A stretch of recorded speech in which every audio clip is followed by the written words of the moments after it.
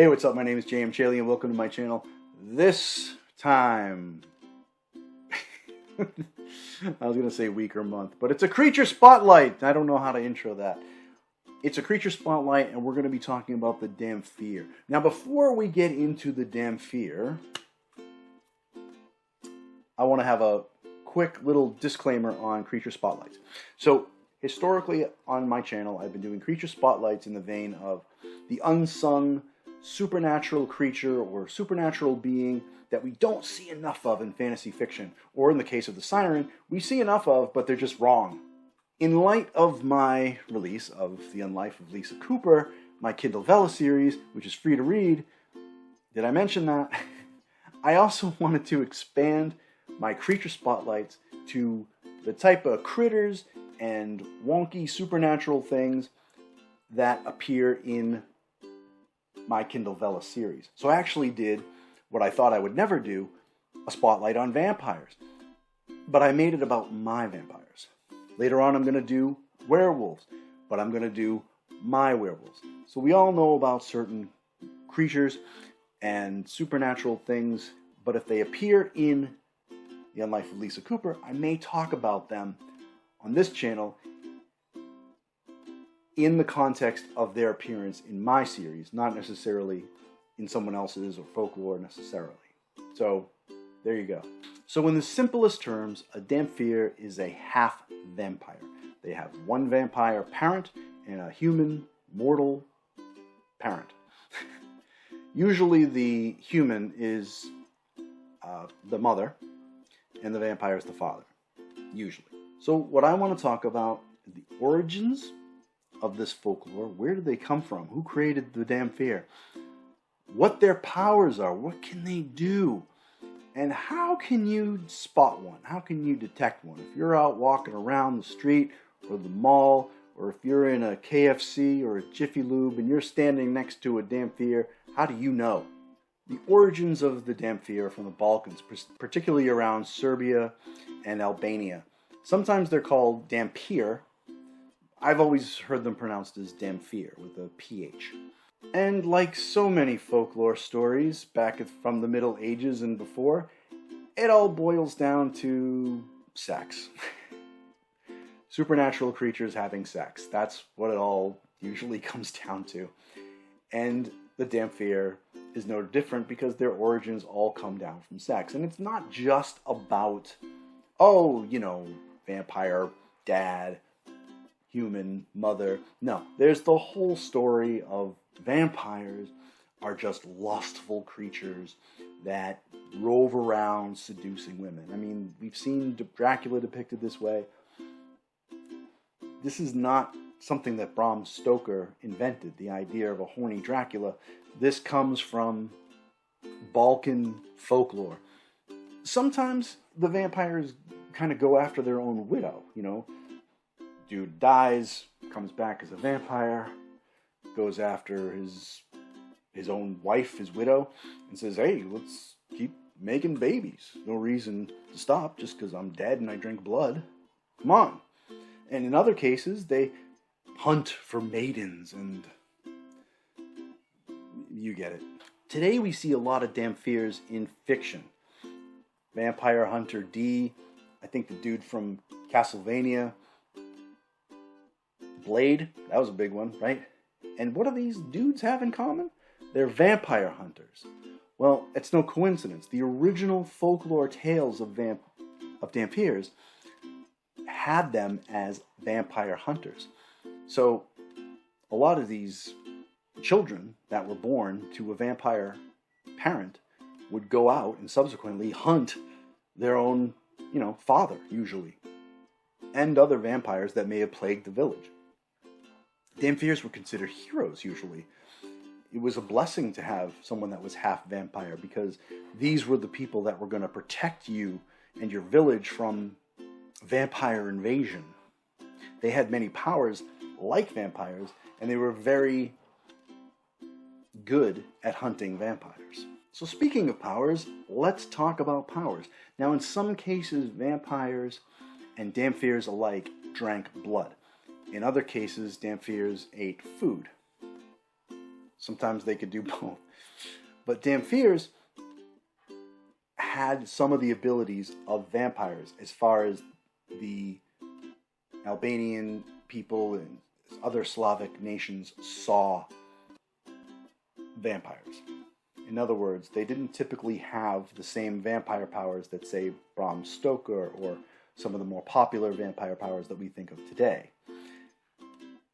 The Slavic vampire stories had them with heightened senses, smell, sight, hearing, right?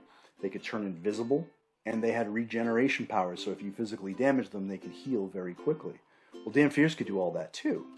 They couldn't turn invisible, but they could see a vampire that was invisible, again, making them great hunters.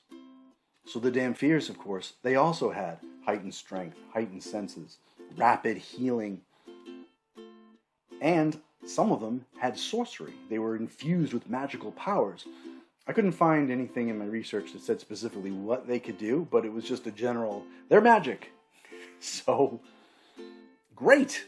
Whatever helps you kill vampires. Now, while Damphyrs can blend into human society, spotting them actually isn't that hard, depending on the folklore that we're going with. Before we get into that, I want to ask, if you're liking this video, please smush that like button and always subscribe. It helps me out so much. It helps appease the algorithm gods of YouTube and put my video in front of more people. And that's why I do what I do, so that people can watch my content. So yes, they're able to blend into human society. They can walk in the daylight. They're not burned by the sun. But the thing about Damphyrs, and this is according to some folklore, not all folklore, many of them have overpronounced features. They could have a big ears or big nose, wide eyes, right, a pronounced chin, what have you. Big teeth even, not necessarily fangs, but just big incisors, I guess, I don't know. And these features, these exaggerated features, would mark them as a Damphyr. And again, these people were respected among their homes. You know, so you'd see one and go, oh, thank goodness there's a Damphyr here, you know, where I feel so much safer. It's interesting, the folklore. People believed this so much that there were some cases where there was a widow who would become pregnant and blame it on her deceased husband who came back as a vampire. And of course, back in those days, people were not as progressive, and you know, the idea of the pregnant widow didn't go over so well. But they believed this folklore so strongly that they could say, oh yeah, this is, you know, my deceased husband came back and as a vampire, and you won't see him again, don't worry about it, but now this is my son. And they actually would treat this newborn son as a Damphyr, instead of an outcasted bastard or something like that, or blame the mother for being some sort of harlot or whatever. Clever women would, for whatever reason, you know, use the gullible men in the village to buy into their bullshit story, and you know, they could just be a single mom, just rocking out in a single mom in the Middle Ages, and fuck you guys, you know. But then they'd be coming around to the kid and being like, this kid's awesome, he's a hero.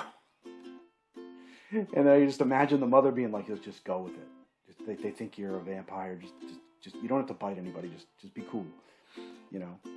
People weren't very progressive back then, they weren't cool. But I kind of always loved the story of the single moms who thought on their feet, you know, and said, oh no, this is legit. Because, you know, you can't fight that system back then. It just sucked.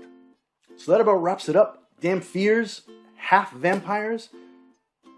I did mention the Unlife of Lisa Cooper. I probably should mention that I have Damphyrs in the Unlife of Lisa Cooper. I do. But they're not half vampires. I do them a little differently. In the Unlife of Lisa Cooper, in my story, they are simply humans who drink vampire blood. So they're not born to a vampire or born or sired by a vampire, right? They're just mortals who drink vampire blood. And they get increased strength.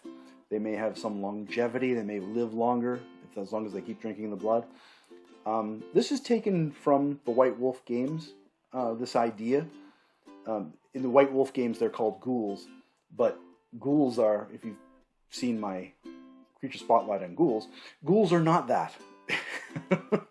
So I wanted to go with something else. I wanted to call them Damphyrs. I figured half vampires. Hey, maybe if you drink enough vampire blood, you're like half a vampire. So that's kind of what I went with. So Unlife of Lisa Cooper, if you check it out and you come across a Damphyr and you think to yourself, well, this isn't exactly what it was described in. That's why I'm just spinning it a little bit differently. All right. So if you like this video, please give it a like. And as always, please subscribe. I post most Thursdays. You can also follow me on Facebook, Twitter, and Instagram.